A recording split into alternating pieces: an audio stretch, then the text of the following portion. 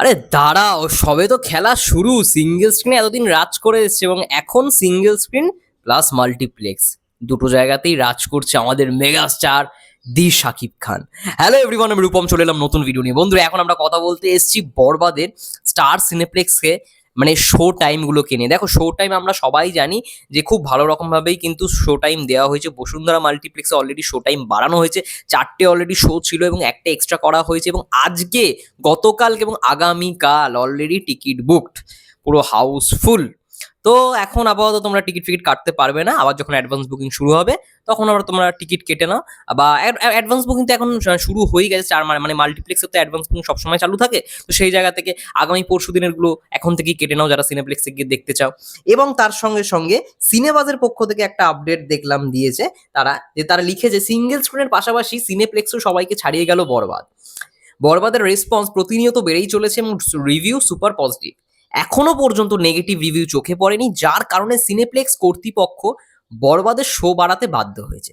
Star cineplex আজকের মানে 1/4/2025 show সংখ্যা: বরবাদ 23টি, দাগি 18টি, জঙ্গলি 10টি, চক্কর 9টি, জিন 3 4টি, অন্তরাত্মা 1টি। প্রথম দিনেই সিনেপ্লেক্সেও সবাইকে উড়িয়ে দিল শাকিব খান। স্টার সিনেপ্লেক্সে সবাইকে ছাড়িয়ে বরবাদ 1 নম্বর। আজকে বরবাদের শো সংখ্যা 23টি।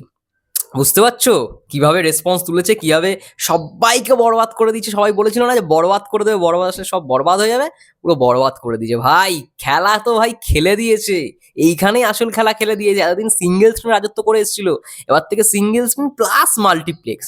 এবং এই বছরের সব থেকে এখনো পর্যন্ত বিগেস্ট ওপেনিং 28,30,000 টাকা, সেটা হচ্ছে বরবাদের।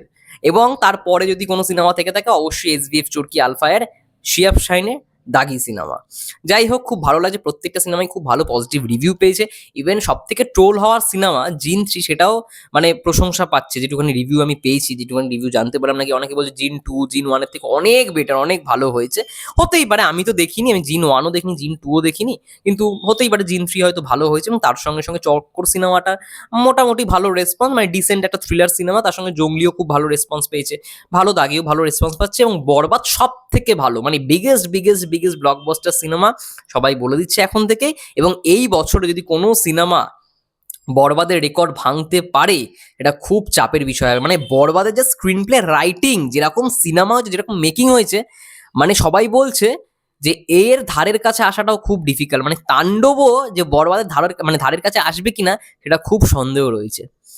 এবার দেখা যাক। মানে আমরা তো জানি সবাই তাণ্ডব আরো বড় বাজেটের ছবি, সেখানেও অ্যাকশন ভরপুর থাকতে চলেছে। এবার দেখা যাক সেটা বরবাদের রেকর্ড ভাঙে কিনা। কিন্তু এখনো পর্যন্ত সব থেকে বিগেস্ট, মানে ওপেনিং এর যদি কথা বলি, সব থেকে বিগেস্ট রেকর্ডের কথা বলি, সেটা অলরেডি করে ফেলেছে দি মেগাস্টারের ছবি বরবাদ।